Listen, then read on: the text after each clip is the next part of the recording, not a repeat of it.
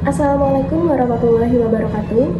Sebelumnya kami ucapkan terima kasih kepada Bapak Aidil Fajar Zulfahri Eskom Mkom selaku dosen pengampu dalam mata kuliah Interaksi Manusia dan Komputer yang telah memberikan kami kesempatan untuk mempresentasikan hasil dari tugas kami dengan judul Desain GUI, Audio, serta Help and Documentation.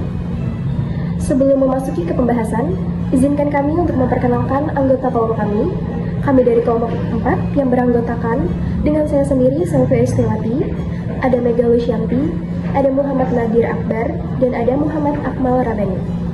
Pada pertemuan kali ini akan ada 3 poin yang kami bahas. Yang pertama yaitu desain GUI, yang kedua desain audio, dan yang ketiga help and documentation. Di sini kami memilih Smart Campus dan menjadikan website Universitas Indonesia sebagai acuan desain GUI kami dengan alasan website ini memiliki tampilan yang profesional, letak menu navigasi yang sudah jelas, serta telah menerapkan prinsip interaksi manusia dan komputer dengan baik. Desain ini memiliki struktur yang sesuai dengan website universitas dan mudah diadaptasi untuk kegiatan praktikum. Yang pertama adalah desain GUI. Jadi desain GUI ini merancang tampilan visual melalui icon, tombol, menu, serta jendela yang dimana memudahkan interaksi pengguna secara intuitif dan menggantikan teks perintah secara manual. Contohnya, pada website Universitas Indonesia, di bagian menu navigasi itu salah satunya ada menu akademik. Semisalkan, ada pengguna yang ingin tahu, kira-kira fakultas apa saja sih yang ada di Universitas Indonesia? Maka pengguna tadi bisa mengklik pada bagian akademik, maka nanti akan muncul submenu. Nah, di submenu itu salah satunya ada menu fakultas. Jadi pengguna tadi bisa langsung mengklik si fakultas, maka halaman akan membawa pengguna ke halaman fakultas. Semua fakultas yang ada di Universitas Indonesia.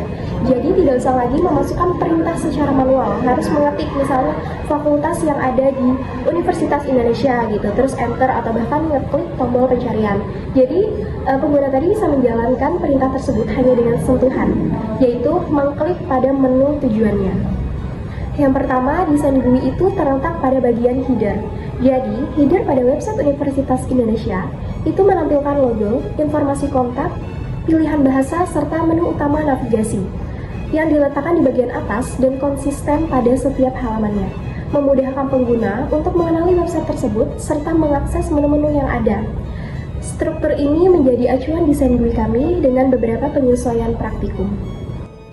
Selanjutnya, kita akan membahas tentang menu navigasi. Jadi, menu navigasi di website Universitas Indonesia dilengkapi dengan drop-down, di mana disitu akan menampilkan beberapa submenu yang masih berhubungan dengan menu utama.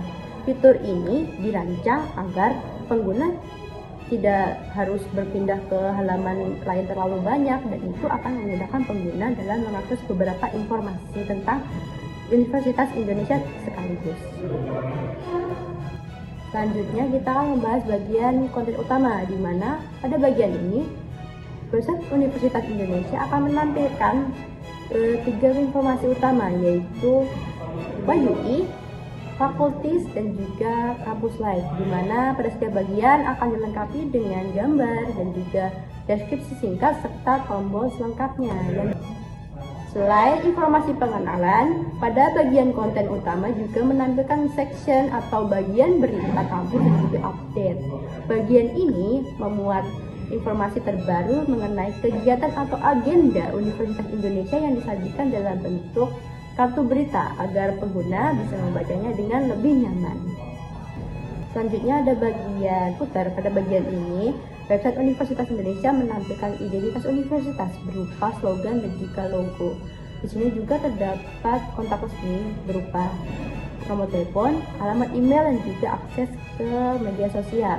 Bagian ini juga menampilkan tautan cepat berupa fasilitas mitra, karir, dan juga bantuan yang berfungsi untuk memudahkan pengguna untuk mendapatkan informasi tambahan. Yang kedua ada desain audio. Desain audio yaitu penggunaan suara sebagai media pendukung interaksi antara pengguna dan sistem. Audio berperan sebagai penanda atau penguat informasi. Misalnya, bunyi notifikasi, suara transisi, atau konfirmasi pilihan. Tujuan dari penggunaan desain audio yaitu agar pengguna bisa mengetahui jika sedang melakukan suatu aktivitas pada suatu website.